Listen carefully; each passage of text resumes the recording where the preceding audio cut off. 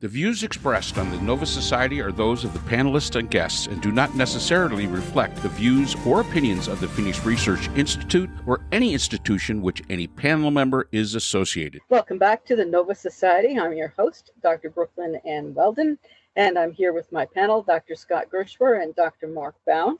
Today we will be answering listener emails, and we have a question from Richard, who lives in Kansas City, Missouri. Richard asks, there are reports that the counties worst hit by the flooding in Texas were offered money by the federal government to upgrade their early warning systems. I've seen resident reactions that say the money from Biden and Obama administrations was the devil's money, socialist and Marxist, and they could not accept anything from such God-hating people. Well, it looks like karma to me. So my question is, have we become so divided that we will act against our own interests for the sake of political ideology? And why isn't anyone talking about ICE and the National Guard conducting raids in LA, targeting busboys when they should be in Texas helping these people? Yeah, that's an excellent question, Richard. And as I understand it, I've also heard the same, that grant money was turned down. So there was nothing even to pay back. And also a team from Mexico came over to help. Now, how they got across the border and in to help, I have no idea. And I hope they're being well treated while they are here, and that they're going to be well treated as they leave and not simply kicked out immediately once their usefulness and their volunteering is over. But that shows to me certainly compassion and empathy, that it should be an object lesson to Trump and the other people. But of course it won't be, because Trump doesn't seem to be capable of learning anything. And I thought I heard Abbott saying that he wasn't going to make any changes. He wasn't going to learn from his mistakes, that he was just going to focus on his successes. And I thought, well, if a person doesn't learn from mistakes, then the person, of course, is bound to repeat those mistakes. And that was a very poor attitude in any human being, much less anybody in a position of power. So, Mark, Scott, what do you have? I actually, while you were reading it, I had a thought, and I was like, you know what, maybe this is a good question spinning off of this question, which is, why isn't ICE in Texas? Why are they in California and not in Texas? Texas would welcome ICE, wouldn't they? There would be no issues there. Texans would gladly turn their neighbors in and betray their co-workers and people who they, meet up with in the streets or in restaurants or and so forth. I think Texans are people who would welcome having ICE come into their neighborhoods and start removing people. Yet ICE really began this whole thing in California, where there was bound to be pushback. I find that curious, because their numbers would be so much better if they went into Texas and started removing immigrants from there. So I find that an interesting paradox. I wonder if anybody out there in who's listening to us has any opinion about that. My only thought is that this is not really about getting immigrants out. It's simply about creating a police state where Trump gets to control everything that we do, and he has an army to back him up. Yeah. Well, it's also about showing off in a blue state, and about making a big stink in front of Gavin Newsom and the mayor of LA, and asserting power over someone else. Yeah, but I mean, but look, their numbers would be so much better if they did this in a more cooperative place. Well, yeah, but usually you go after the low-hanging fruit first, and then start worrying about the tough stuff. Well, yeah, but it's more exciting to run around and make a big show. But it makes for a very good showing, whereas Abbott is not going to care. as you said, and I don't know if all the people, I certainly wouldn't say that everybody in Texas would be delighted to turn in their neighbors. I think Abbott is doing his darndest to prevent Texas from turning purple, and that's why there's rewards out in Texas for turning in women who you think are pregnant and who might have had an abortion or might have had a miscarriage. I believe there are rewards for turning in doctors, turning in neighbors, turning in other people. Yeah, that's what I mean. That's the mentality that I'm talking about. Yeah. So yeah. So anyway, we should probably answer the question. I just that occurred to me when you mentioned ICE in California, and that was and we're talking about Texas at the same time. The who's this listener again? Richard from somewhere. Sorry, let me double check this. Richard from Kansas City, Missouri. All right. Hey, I would think maybe not Kansas City, but parts of Missouri would also be highly cooperative of ICE to help extricate people who have been living here for like 20 years and stuff like that, but whose skin is darker than most of us, and they have to be removed based on their last name and skin color, and they wouldn't put up as much of a hassle about it. But whatever, I guess it's not really what they're in for. All right, so let's talk about Richard's question. Mark, you want to start with actually answering the guy's question? With actually answering, let's see. Yeah. I agree with Richard. Karma. Karma. I'm okay with that. I'm okay with the answer of karma, because I was watching some of the statements by people that were living there saying we can't take money from those evil Democrats that were being offered, and it was like, are you stupid? I mean, this is for your own good. What do you care where it comes from?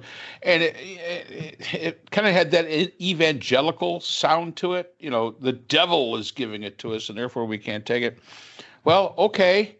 I guess this is what you get for not taking it. Would it have saved lives? Yes. So, and again, they won't admit up to that. They'll say, "Oh well, you know, it was devil's money," as Richard writes in and says.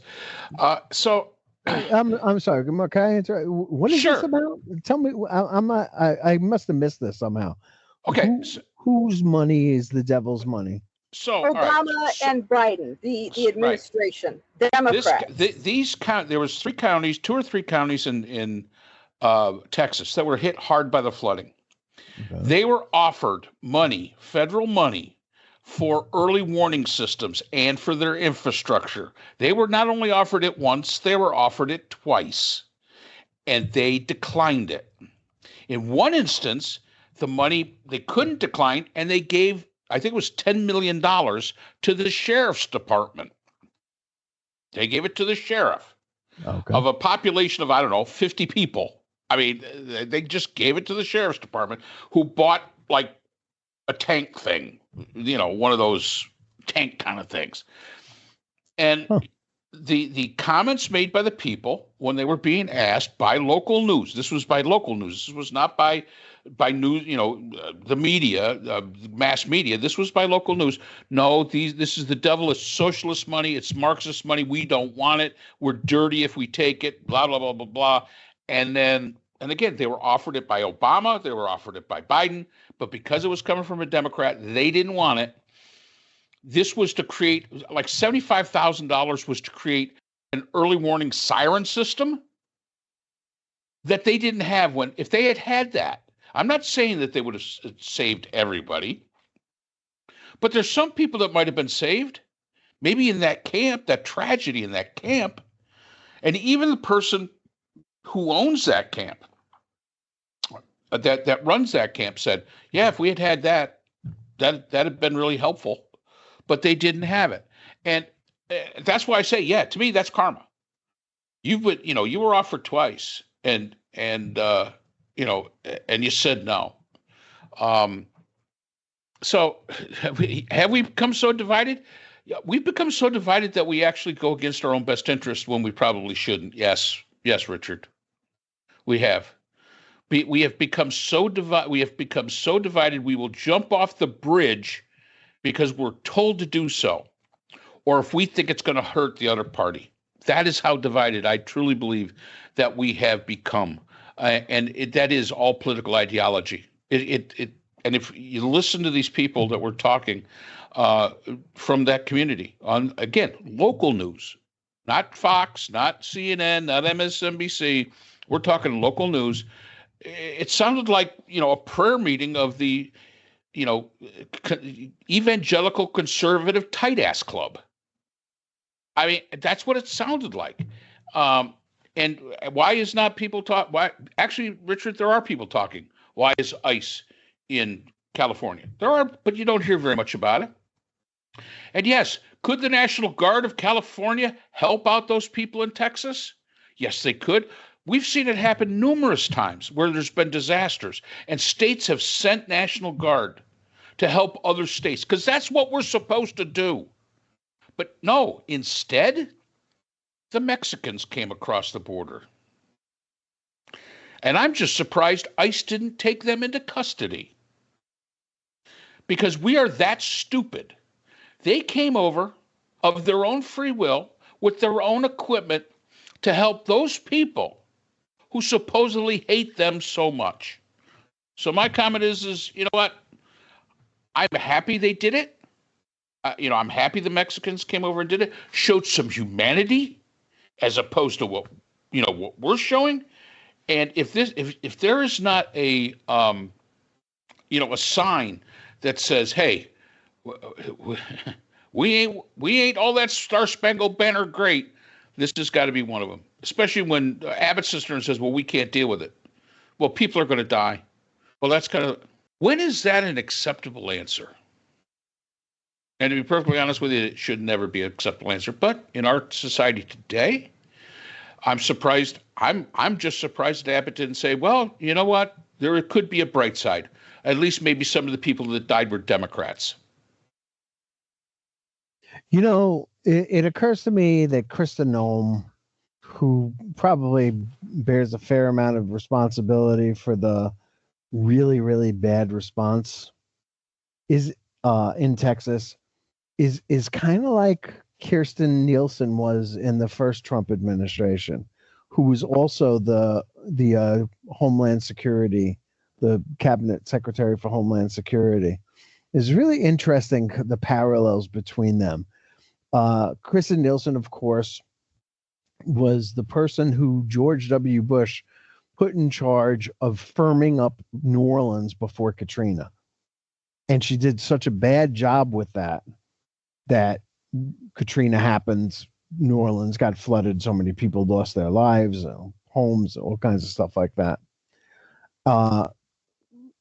He fired her after that, and Trump hired her when he came in as the Homeland Security secretary after the first one had moved on. I can't remember all the details of the comings and goings in Trump 1.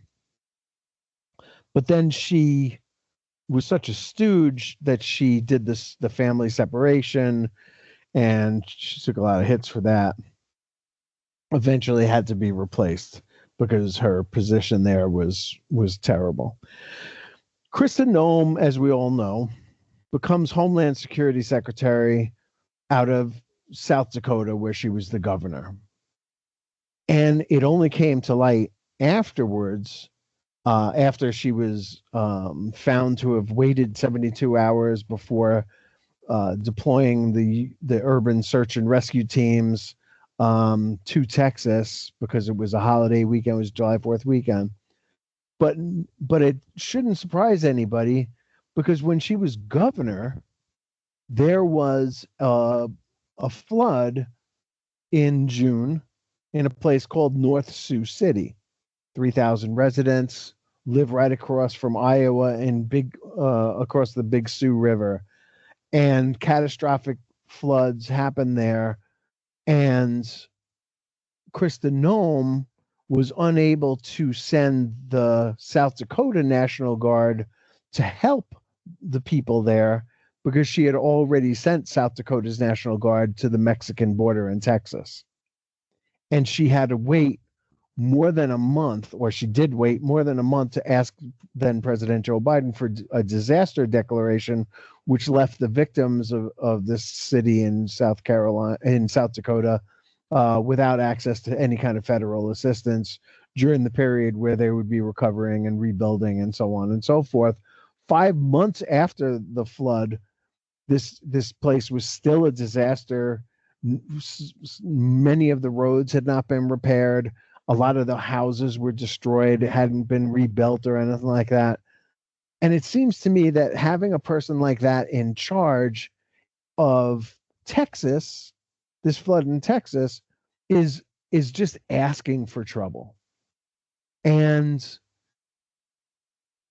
I suppose what it is that's her qualification, right? Her qualification is that she was a disaster in her own state. So why don't we make her a federal disaster? And that's the kind of logic that runs this administration Trump to. And I think we also know, after experts have spoken, that DOGE cost Texas dearly, and that where they are paying the price. I guess if they just say it's God's will, that they can get past it really quickly. It wouldn't be my response, but I suppose that works for them, that it's God's will that all these children got swept away. And Kristen Noem actually said, thank God more people weren't swept away. So God is good. And, I guess those kids who got swept away, like so many jacks in a game of jacks, were somehow unworthy of living or something like that. I don't want to ramble on too much about this, but it's a really, really bizarre thing to hear that people turned down federal money because there was a Democratic president at the time. Hey, like I said before, I am really tired of rural America. So I agree. Have at it, people. Enjoy yourselves. There will be more floods, so I guess we'll probably see a repeat of this. There's just one more point to Richard from Kansas City, mentioning that the National Guard is conducting raids in LA, targeting busboys when they should be in Texas, helping people or getting rid of Mexicans there. It does seem to me that, in addition to the idea that the National Guard and Marines are in LA, that the Second Amendment people out there have missed their moment, because this is actually, as Mark would point out, against posse comitatus to have Marines in LA. And this is the kind of tyranny that they've been yapping about for decades now. And it happened. And now that the National Guard I think they split theirs. Half of them have gone home. The Marines are still there, but there aren't that many of them. However, they are still there. Why are the Second Amendment folks allowing this to happen? They all claimed for years that the military is not supposed to be operating within U.S. boundaries, and here's the Marines in L.A., and they're not up in arms about it. So, Richard, if you could get back to me on that one, I would love to hear it. Yep. Well, hopefully we answer that. Yes. Yep. So thank you to Richard, and thank you to all our listeners. So if any of our listeners has not yet subscribed, whatever platform you choose to listen to us on, please do. Subscribing is free, and we appreciate your support. Every subscription matters. And we will see you again next time on the Nova Society. The Nova Society is a production of Nova Society Media, a division of the Phoenix Research Institute. We'd like to thank our production partners, Buzzsprout, who hosts the Nova Society, Audacity, our editing partners, Apple iTunes, the largest source of podcasts and music on the internet, Spotify, the most popular platform for the Nova Society, and iHeartRadio, your source for all things music and podcasting. The Nova Society is available on all of these and other quality platforms listed in our description. We'd also like to thank all of our listeners. Without your support, the Nova Society would not be possible. If you have a question or comment, we can be reached at nova.society.podcast@gmail.com. So for Dr. Brooklyn Ann Weldon, Dr. Scott Gershwer, and all of our production partners here at the Nova Society, I'm Dr. Mark Bound. Remember, the true power in society is knowledge. Thanks for listening, and we will see you again next time. Hi, everyone. This is JJ, the co-founder of Good Pods. If you haven't heard of it yet, Good Pods is like Goodreads or Instagram, but for podcasts. It's new, it's social, it's different, and it's growing really fast. There are more than 2 million podcasts, and we know that it is impossible to figure out what to listen to. On Good Pods, you follow your friends and podcasters to see what they like. That is the #1 way to discover new shows and episodes. You can find Good Pods on the web or download the app. Happy listening!